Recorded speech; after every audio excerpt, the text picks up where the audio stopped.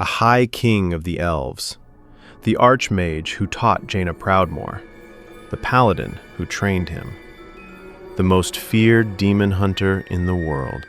Every single one of them died in single combat, looking at the same man. Different centuries of experience, different weapons, different continents, and not one of them got a second round. Nobody in Warcraft has a kill list like Arthas Menethil, so why does almost nobody call him a duelist? I went back through every one of those fights, one by one. Arthas never lost a duel to a person. Not once. He lost twice in his entire life, and both times he lost to the same weapon. And once you notice that, a worse question shows up. Because the sword he carried wasn't a normal sword. It ate souls, and it kept their skills. So the real question isn't how many duels Arthas won, it's how many of them Arthas won, and how many Frostmourne won for him. Start before the sword. Because he was already dangerous with nothing but a hammer and two very good teachers, Uther the Lightbringer taught him the light. Muradin Bronzebeard taught him, in the Wiki's words, all he knew about fighting with blades. Both of them end up on the wrong side of him. And when he was ordained into the Knights of the Silver Hand, Archbishop Alonsis Fail handed him a warhammer. Silver head covered in runes, blue leather on the haft. Light's vengeance. Hold on to that hammer. It comes back at the end of this story, and it comes back ugly. His first real kill wasn't a monster. It was a man, a necromancer running the Cult of the Damned, poisoning the grain of Lordaeron. Jaina and Arthas tracked him to Brill. He ran to Andorhal, and the Wiki's line is short and cold. Enraged, Arthas hunted Kel'Thuzad down and killed him. Sit with that. The Archlich of Naxxramas, killed by a paladin with a hammer, and nothing cursed in his hands at all. Kel'Thuzad, bleeding out, said, "My death will make little difference in the long run." He was right, just not the way Arthas thought, because that was the last fight Arthas ever won as a good man. Northrend, the cavern. Muradin is standing right there when the ice around Frostmourne shatters, and a shard goes straight through the dwarf who taught him how to hold a sword. Arthas doesn't even check on him. And here's the part everyone skips. He left Light's vengeance on the floor of that cave. The hammer the church gave him. He just dropped it in the snow and never came back. The first thing he does with the new sword is hunt Mal'Ganis, a Nathrazim commander of the Burning Legion, smug right up to the last second. "This is where your journey ends, boy. Trapped and freezing at the roof of the world." And the wiki describes what follows in 4 words. A short duel. That's the whole description. A prince who'd been a death knight for about 5 minutes cut down a demon lord in a short duel. Except Mal'Ganis didn't die. The Nathrazim had shielded themselves against Frostmourne, so the blade couldn't take his soul, it just threw him into the Twisting Nether to be reborn later. His most famous kill wasn't even a kill. Now, the version of this story that goes around online usually starts with a man called Falric. And I have to be honest with you, because that's the one part that isn't true. Falric was a captain of the King's Guard, Arthas' right hand for decades. And the wiki detail is painful. When Falric had guard duty in foul weather, young Arthas used to bring him a warm drink or two. And when Arthas came back from that cave, he butchered him and raised him as his first Death Knight. That's not a duel, that's an execution. Same with his own father, stabbed on his throne. Which brings us to the strangest afternoon of his career. He needs a sacred urn to carry Kel'Thuzad's remains to Kel'Thalas. It's in Andorhal, guarded by 4 Knights of the Silver Hand. 4 men who had known him his whole life. He killed all 4, back to back, in about 20 minutes. That is the highest count of named paladins any character in Warcraft has ever managed. Gavinrad the Dire is first, And he doesn't even lead with a threat. "Arthas, stop this madness before it's too late!" Then Ballador the Bright, who goes straight for the throat. "Vile betrayer, you are not fit enough to even carry your father's name." Third is Sage Truthbearer, and his last words are the saddest, because they're not even about himself. "Light, have mercy on you. Your betrayal has broken Uther's heart, boy." And then Arthas looted his corpse. There's a pair of gloves in that mission, gloves of haste. He killed a holy man who spent his dying breath worrying about someone else's feelings, and took his gloves. Which leaves the fourth one. And this is the fight the whole video is really about. The one everybody thinks they know, and almost nobody knows how it actually went. Uther the Lightbringer is standing in front of the urn. He already knows exactly what's inside it, and he opens with an insult so vicious it barely sounds like a paladin. "The urn holds your father's ashes, Arthas. What, were you hoping to piss on them one last time?" And then they fight. The hammer of the Lightbringer against Frostmourne. Every blow, and I'm quoting, erupting in a shower of warring energies. And Uther wins. I want to be really clear about that, because almost nobody knows it. The legendary paladin had, quote, the advantage, besting the Death Knight in combat and sending him sprawling. Arthas is on the ground, disarmed. Uther is standing over him with the hammer raised, about to end the Third War before it properly starts. And then Frostmourne moved on its own.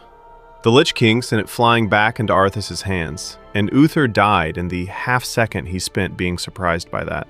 "I dearly hope that there's a special place in hell waiting for you, Arthas." And Arthas answered, "They may never know, because I intend to live forever." So let's be honest about the scoreboard. The greatest paladin who ever lived beat him. Cleanly. In a straight fight. And still lost. Because the weapon refused to let its owner lose. And it didn't just kill Uther. Frostmourne shattered his soul. One fragment swallowed by the blade, another carried off to the Shadowlands. The sword kept the skills of what it ate. Every duel he won made the next one easier. Dalaran is next, and people always list it as a duel. It isn't. Antonidas meets him at the wall. "We've prepared for your coming. My brethren and I have erected auras that will destroy any undead that pass through them.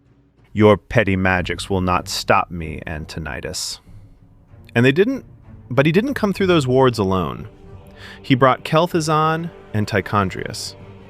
The Archmage's last words weren't a spell. "It pains me to even look at you, Arthas." Now Quel'Thalas, where he meets the only two opponents who ever made him work for it. The first is the Ranger General, who had been fighting his advance for days without sleep, giving ground village by village. They fight one-on-one, and the wiki is brutally specific about how it ends. The exhausted Ranger General couldn't match the power of Frostmourne, which shattered her weapons and pierced through her abdomen. And then he did the worst thing he ever did to anybody. He didn't let her die. He ripped her soul back into the world, and Sylvanas Windrunner became the first Banshee. The sword kept a fragment of her too, which is exactly why she stayed aware. Awake inside her own corpse, watching herself murder her own people on his orders. And that's the difference between Arthas and every other villain in this franchise. The others kill you. He keeps you. And then, at the gates of Silvermoon, an old man in armor decided he'd had enough. Anasterian Sunstrider, High King of Quel'Thalas, Kael'thas' father, swinging Fellow Malorn, one of the oldest rune blades in the world. Fellow Malorn and Frostmourne met once, and Fellow Malorn shattered in two on collision. The ancestral sword of the Sunstrider line snapped on a single parry. And here's the bit I love. Anasterian didn't run. He took what was left of that blade, the broken half, no point, no edge, and he buried it in Arthas' thigh. Arthas severed the old king's right leg and finished him. But make no mistake, Out of everyone Azeroth threw at him, exactly one person ever made him bleed. And that person was elderly. So let's total this up. Kel'Thuzad, Mal'Ganis, Gavin Rad, Balador, Sage Truthbearer, Uther, Antonidas, Sylvanas, Anasterian. 9 of the most dangerous individuals of their generation, and one more we haven't got to. Every one of them a win, not a single loss. And now the uncomfortable part. How many of those were actually fair? Sylvanas hadn't slept in days. Anasterian was ancient. Antonidas had 2 of the most powerful undead in existence coming through the wall beside him. And Uther beat him, and got robbed by his own weapon.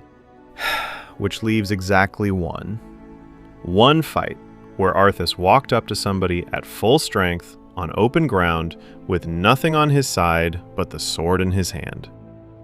Illidan Stormrage, Ice Crown, the Court of Bones. And I need to say this carefully because the internet remembers this fight completely wrong. Everybody remembers it as close. Look at who Illidan was that day. 10,000 years old, the power of the skull of Gul'dan burning inside him. The same power he'd used to tear Tichondrius apart. He was at his absolute peak. The frozen throne is mine, demon. Step aside. I've sworn to destroy it, Arthas. It must be done. And then, one sentence.